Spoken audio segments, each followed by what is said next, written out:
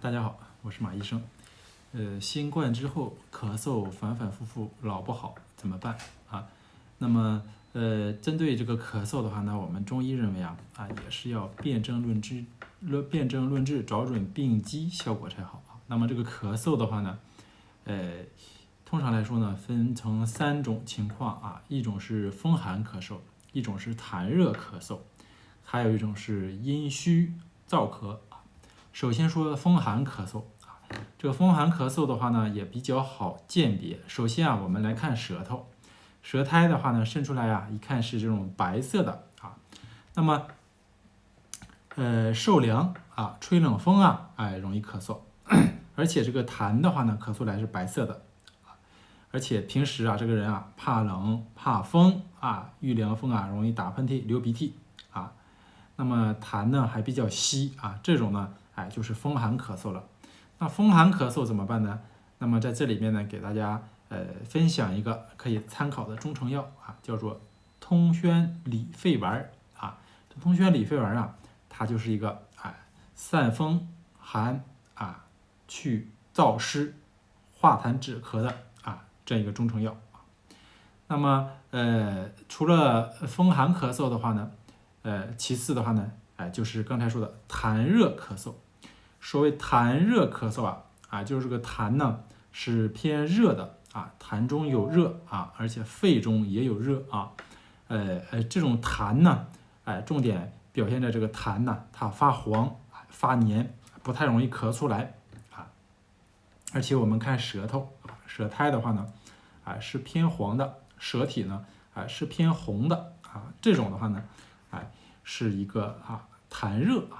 那么痰热有什么好方法呢？这里面呢，给大家分享一个可以参考的中成药，叫做鲜竹沥那么这个竹沥的话呢，是一个清热清化热痰的这样一个中药那么鲜竹沥的话呢，它的组成的话呢，就是一个中药，就是这个竹沥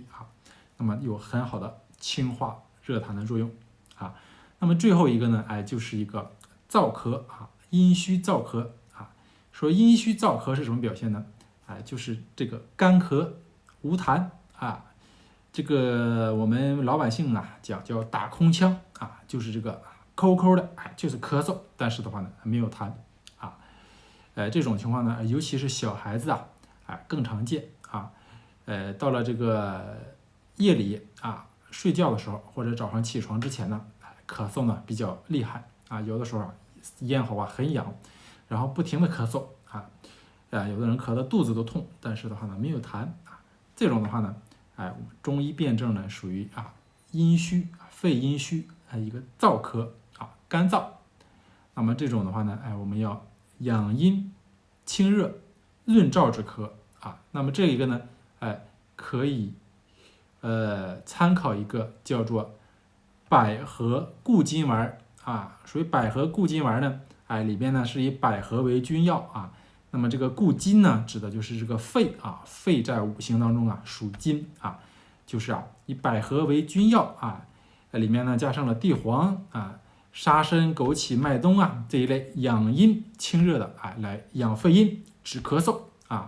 那么可以症见呢，见有什么表现呢？见有这种潮热盗汗吃不下饭五心烦热这些表现那么参考的话呢，百合固金丸最后给大家总结一下，风寒咳嗽白痰稀痰参考通宣理肺丸，痰热痰黄痰黏痰稠不容易咳出参考鲜竹沥没有痰干咳还兼有这个盗汗胃口吃不下饭胃胀手脚心燥热参考百合固金丸本期视频呢给大家分享这些再见。